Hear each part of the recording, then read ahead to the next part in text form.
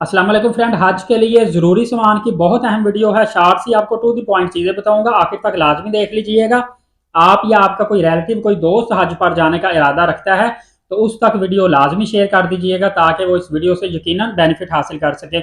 सबसे पहले बताता चलूँ, कम अज़ कम आपने 1500 रियाल साथ लेकर जाना है, और वो भी कुर्बानी के अलावा।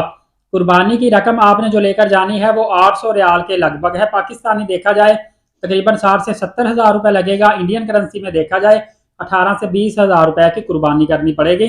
इसके अलावा 1500 रियाल आपके पास होना लाजमी है। वहाँ पे अखराजात करने के लिए आपके ज़बरदस्ती अखराजात हो जाते हैं, इसलिए इतनी पेमेंट ज़रूरी रखनी है।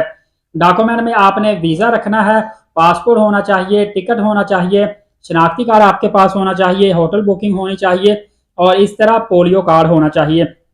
होटल बुकिंग इस सूरत में आपके पास होनी चाहिए अगर आप प्राइवेट तौर पर हज करने जा रहे हैं, फिर होटल वाउचर आपको शो करवाना पड़ेगा।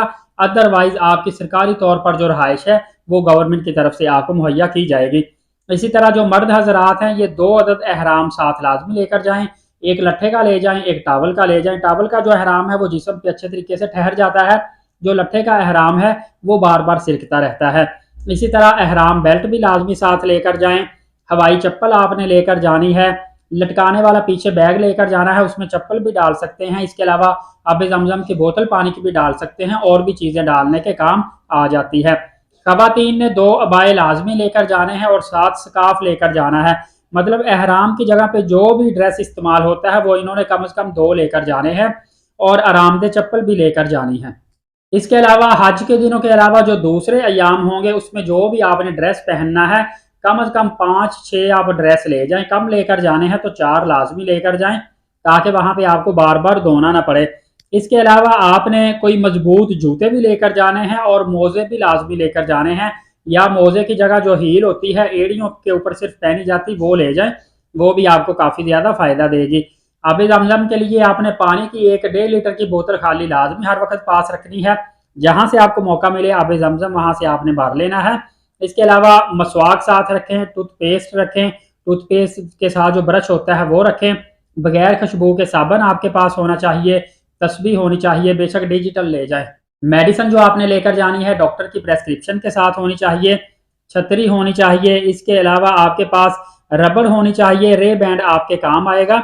सूटकेस आपने अच्छे वाला लेकर जाना है। इसके अलावा आपने रस्सी लेकर जानी है, ताला लेकर जाना है, मार्कर लेकर जाना है। इस तरह आपने एक नोटबुक छोटी सी लेकर जानी है। नोटबुक भी आपके काफ़ी काम आती है। सफरी चटाई या तकिया भी आप साथ लेकर चले जाएं। टिशू ले जाएं, टॉवल ले जाएं, कंगा ले जाएं, पोनी ले जाएं, कैचर ले जाएं। इसके अलावा 3 पिन वाला शू आप ले जाएं, मास्क ले जाएं। इसके अलावा आप इंस्टेंट टी पैक होते हैं या जोहर जुशांदा होता है वो चीज़ें साथ लेके जा सकते हैं। इलेक्ट्रिक कैटल लेकर जा सकते हैं।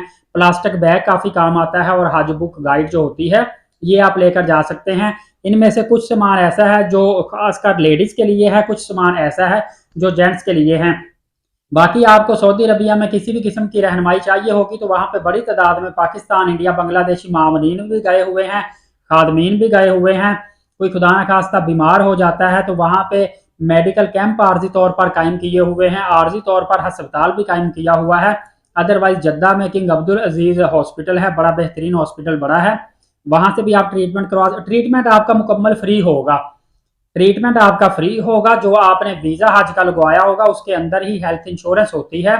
80,000 रियाल से लेकर 1 लाख रियाल तक का आपका इलाज बिल्कुल मुफ्त में किया जाता है।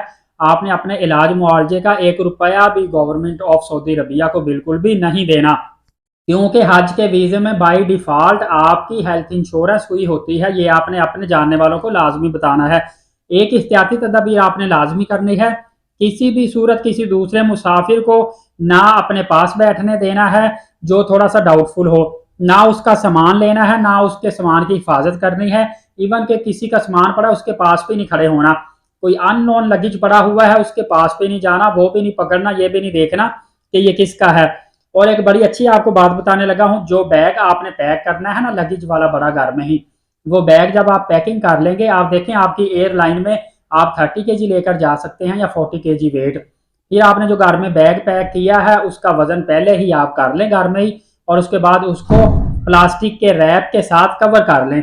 एक तो आपको अगर वजन ज्यादा हुआ तो फिर एयरपोर्ट पे बैग खोल के सारा सामान नहीं निकालना पड़ेगा।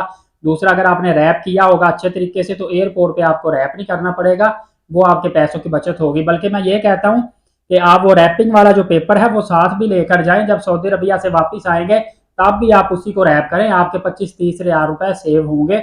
आपको पता है कि एयरपोर्ट पे कितने ज्यादा पैसे ये लोग रैप करने के ही लेते हैं।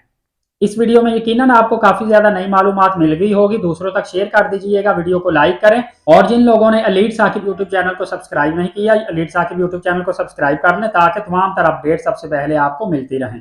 नमाज कायम करें और नबी पाक सल्लल्लाहु अलैहि वसल्लम पे कसरत से दुरूद पाक भेजा करें। इंशाल्लाह अगली वीडियो में मिलेंगे, तब तक के लिए इजाजत दीजिए। अपना बहुत सारा ख्याल रखिएगा। बहुत शुक्रिया। अल्लाह हाफिज़।